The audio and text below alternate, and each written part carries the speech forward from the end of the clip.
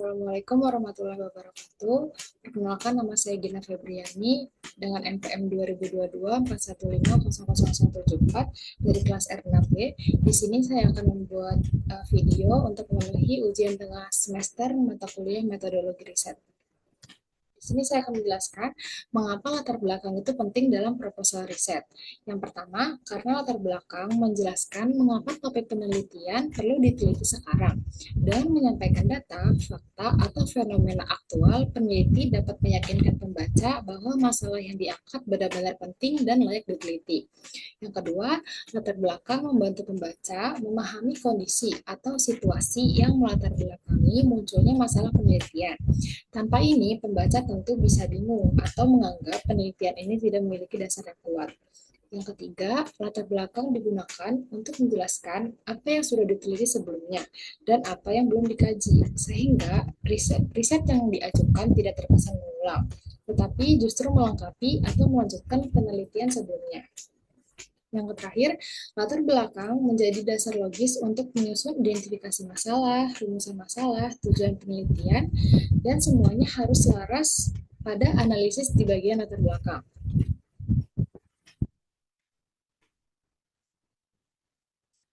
Selanjutnya ada cara menyusun latar belakang yang baik dan logis. Yang pertama, menjelaskan fenomena atau isu dari umum ke khusus. Mulai menjelaskan isu secara umum yang berkaitan dengan topik yang kita pilih. Lalu fokuskan hingga sampai ke permasalahan inti yang kita teliti. Yang kedua, serahkan data atau fakta bisa menggunakan kutipan literatur yang relevan, hasil observasi atau wawancara yang terpercaya untuk menunjukkan bahwa masalah tersebut nyata dan penting. Yang ketiga, hubungkan dengan penelitian terdahulu jika ada, jelaskan apa yang sudah diteliti sebelumnya, lalu tunjukkan celah atau kekurangan yang bisa ditindaklanjuti oleh riset yang kita kerjakan. Yang terakhir, akhiri dengan tujuan dan keharusan, seperti jelaskan mengapa penelitian ini penting dilakukan sekarang dan bagaimana hasilnya bisa memberi kontribusi nyata bagi pembacanya. Selanjutnya ada cara menyusun identifikasi masalah yang baik dan logis. Yang pertama, pahami terlebih dahulu topik yang akan diambil.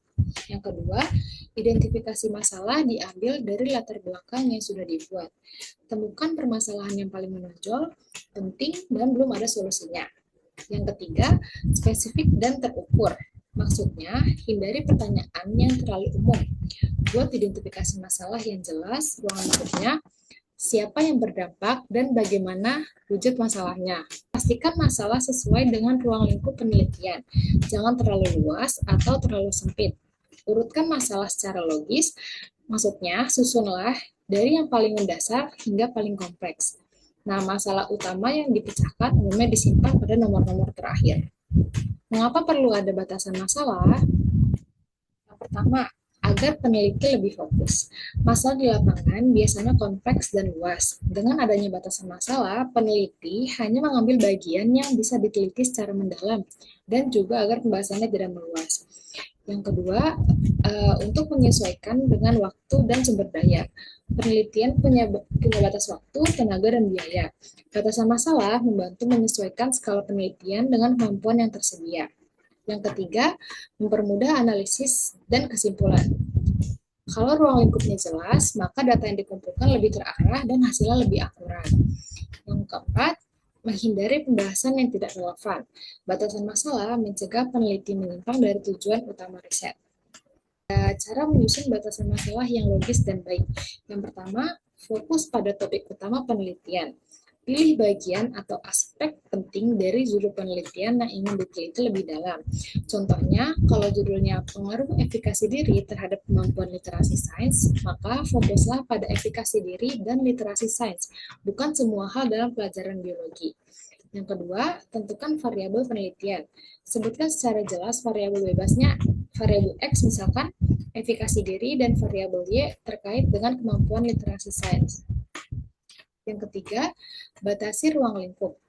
Batasi kepada siapa itu subjek, apanya materi, kapan itu waktu, dan di mana lokasinya. Contohnya, penelitian ini hanya dilakukan pada siswa kelas 9 SMP Negeri 1 Tangerang pada semester genap tahun pelajaran 2024-2025. Dan yang terakhir yaitu gunakan bahasa sederhana dan jelas. Hindari istilah rumit, jelaskan dengan kata-kata yang mudah dimengerti. Ada hubungan antara rumusan masalah dan tujuan penelitian. Apa sih rumusan masalah itu? Rumusan masalah itu adalah pertanyaan yang ingin dijawab dalam penelitian. Sedangkan tujuan penelitian adalah jawaban atau hasil yang ingin dicapai dari pertanyaan tersebut. Nah, hubungan antara rumusan masalah dan tujuan penelitian itu yang pertama, setiap rumusan masalah harus punya tujuan yang sesuai.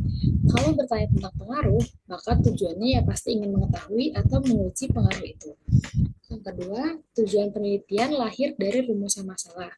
Artinya, setelah kita tahu apa pertanyaannya, kita bisa menentukan arah penelitian dan hasil apa yang ingin kita capai. Yang ketiga, tanpa rumusan masalah, tujuan tidak bisa fokus. Sebaliknya, tanpa tujuan yang jelas, rumusan masalah hanya bisa menjadi pertanyaan yang tanpa arah.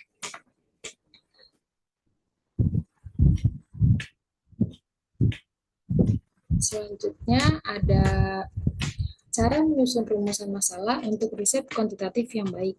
Yang pertama, tentukan dulu variabelnya. Misalnya ingin meneliti tentang pengaruh efikasi diri terhadap kemampuan literasi sains. Nah, efikasi diri itu termasuk variabel X, literasi sains termasuk variabel Y. Yang kedua, gunakan kata tanya yang sesuai dalam riset kuantitatif. Rumusan masalah sering diawali dengan yang pertama, apakah terdapat pengaruh atau apakah terdapat perbedaan. Nah, kata kunci dalam riset biologi pendidikan, apakah terdapat atau adakah dan disesuaikan dengan judul. Yang kedua, kata kunci dalam riset biologi murni, apakah atau apakah terdapat atau adakah atau kunci lain terkait penelitian kuantitatif. Contohnya, apakah terdapat pengaruh efikasi diri terhadap kemampuan literasi sains. Selanjutnya, ada cara menyusun tujuan penelitian untuk riset kuantitatif yang baik. Ada dua cara. Yang pertama, gunakan kalimat pernyataan, bukan pertanyaan. Misalnya, untuk mengetahui, untuk menguji, untuk menganalisis. Nah, kata kunci dalam riset biologi pendidikan itu untuk mengetahui, lalu disesuaikan dengan judul. Sedangkan kata kunci dalam riset biologi murni yaitu untuk mengetahui atau kata kunci lain terkait penelitian kuantitatif biologi murni. Langsung mencerminkan rumusan masalah. Tujuannya harus menjawab langsung pertanyaan dari rumusan masalah. Contohnya rumusan masalahnya kan, apakah terdapat pengaruh efikasi diri terhadap kemampuan literasi sains? Nah, tujuan penelitiannya untuk mengetahui apakah terdapat pengaruh efikasi diri terhadap kemampuan literasi sains. Selanjutnya membuat bab 1 pendahuluan. Yang pertama, pendidikan lebih dari sekedar pengajaran yang dapat dikatakan sebagai satu proses transfer ilmu, transformasi nilai, dan pembentukan kepribadian dengan segala aspek yang dicakupnya. Dengan demikian, pengajaran lebih berorientasi pada pembentukan spesialis atau bidang-bidang tertentu. Salah satu bidang ilmu yang turut mendukung proses pembelajaran adalah biologi. Dalam mata pelajaran biologi, materi jaringan tumbuhan memiliki peran penting dalam membangun pemahaman peserta didik tentang struktur dan fungsi kehidupan tumbuhan sebagai bagian dari ekosistem. Materi ini juga relevan dengan kehidupan sehari-hari, seperti memahami proses fotosintesis dan peran tumbuhan dalam menjaga keseimbangan lingkungan. Namun, tidak semua siswa dapat memahami materi tersebut secara mendalam tanpa memiliki kemampuan literasi sains yang baik. Kemampuan literasi sains merupakan kapasitas untuk menggunakan pengetahuan ilmiah, mengidentifikasi pertanyaan, dan menarik kesimpulan berdasarkan fakta dan data untuk memahami alam semesta dan membuat keputusan dari perubahan yang terjadi karena aktivitas manusia. Literasi sains diperlukan agar siswa tidak sekedar menghafal fakta, melainkan mampu menerapkannya dalam konteks kehidupan.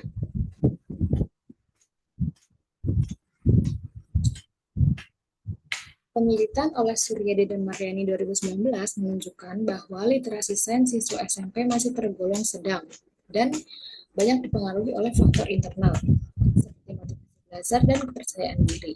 Oleh karena itu, peningkatan kemampuan ini menjadi sangat penting dalam pembelajaran biologi. Berdasarkan hasil studi awal di salah satu sekolah menengah pertama, ditemukan bahwa banyak siswa belum mampu menjelaskan fungsi jaringan tumbuhan secara tepat, baik dalam bentuk lisan maupun tulisan. Nah, hal ini mengindikasikan adanya masalah dalam aspek literasi sains, terutama dalam menggabungkan materi dengan penerapan secara ilmiah. Nah, salah satu pendekatan untuk mengatasi rendahnya literasi sains adalah dengan memperhatikan faktor-faktor psikologis siswa, seperti efikasi diri. Nah, efikasi diri itu adalah keyakinan individu terhadap kemampuannya menyelesaikan tugas tertentu atau mencapai tujuan yang diinginkan.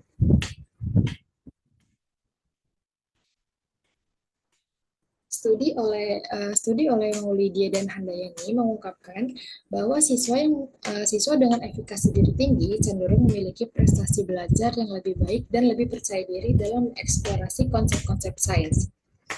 Semakin tinggi efikasi diri siswa, semakin besar juga kemampuannya untuk menavigasi proses belajar yang menentang, termasuk dalam konteks pembelajaran biologi. Nah, berdasarkan landasan tersebut, dapat diprediksi bahwa terdapat berkaitan positif antara efikasi diri dan kemampuan literasi sains.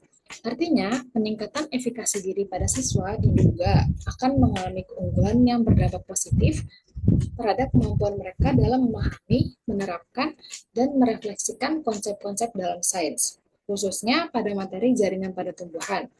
Oleh karena itu, untuk dapat mengetahui lebih jauh terkait permasalahan yang tadi dijelaskan sebelumnya, maka kita akan melakukan suatu penelitian dengan judul pengaruh efikasi diri terhadap kemampuan literasi sains.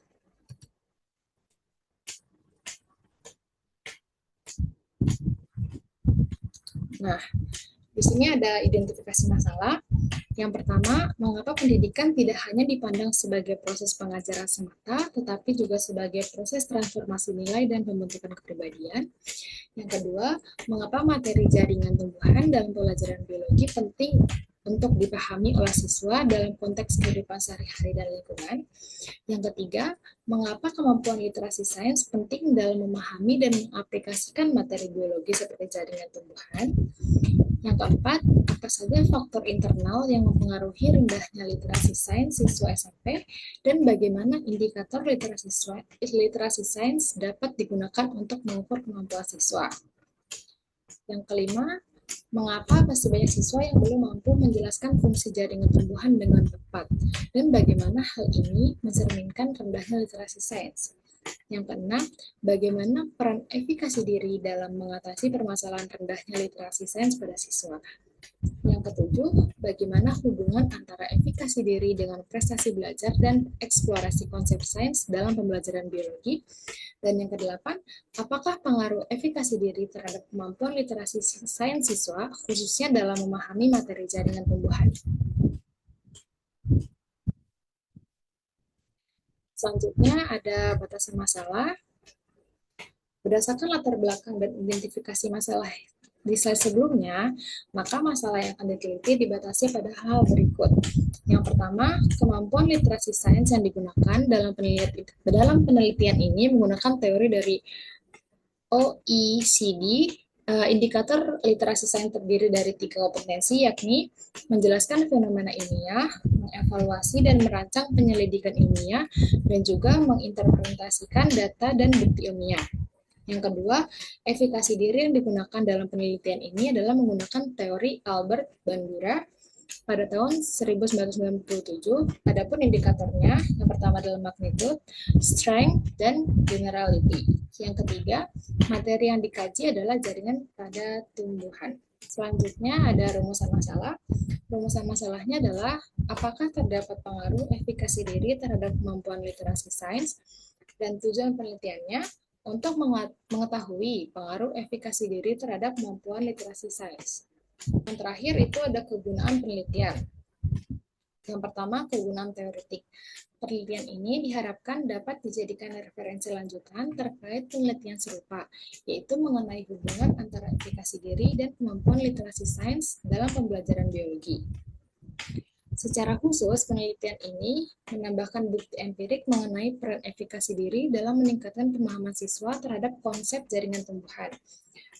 Hasil penelitian ini juga diharapkan dapat memperkaya keilmuan dalam bidang pendidikan biologi, khususnya yang berfokus pada pengembangan aspek afektif dan kognitif siswa melalui pendekatan literasi sains.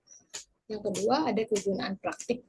Yang pertama, bagi siswa, penelitian ini diharapkan dapat mengetahui lebih jauh terkait bagaimana efikasi diri berperan dalam meningkatkan kemampuan literasi sains siswa pada materi jaringan tumbuhan.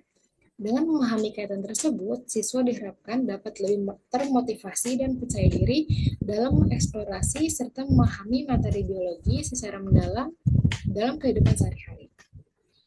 Yang selanjutnya, bagi guru, penelitian ini diharapkan dapat memberikan gambaran bagi guru terkait pentingnya menumbuhkan efikasi diri siswa dalam proses pembelajaran, terutama dalam materi jaringan tumbuhan.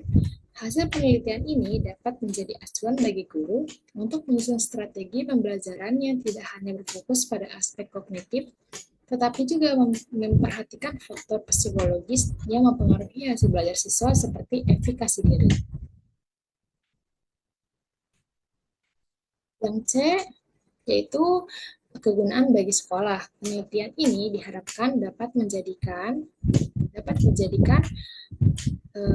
bahan rumusan kebijakan sekolah terkait perkembangan program pembelajaran yang mendorong peningkatan efikasi diri dan literasi sains siswa.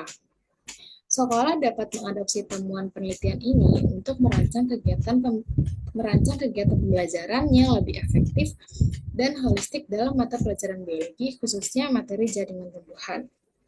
Yang D, kegunaan bagi peneliti, penelitian ini diharapkan dapat memberikan pengalaman yang berharga terkait gambaran penelitian pendidikan mengenai keterkaitan antara efikasi diri dan kemampuan literasi sains dalam pembelajaran biologi.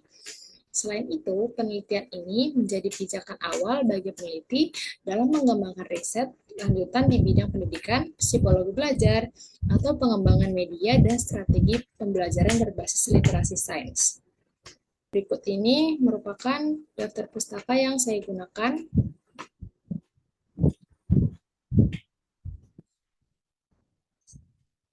Sebelumnya, terima kasih atas waktunya dan terima kasih juga sudah menyimak video saya. Assalamualaikum warahmatullahi wabarakatuh.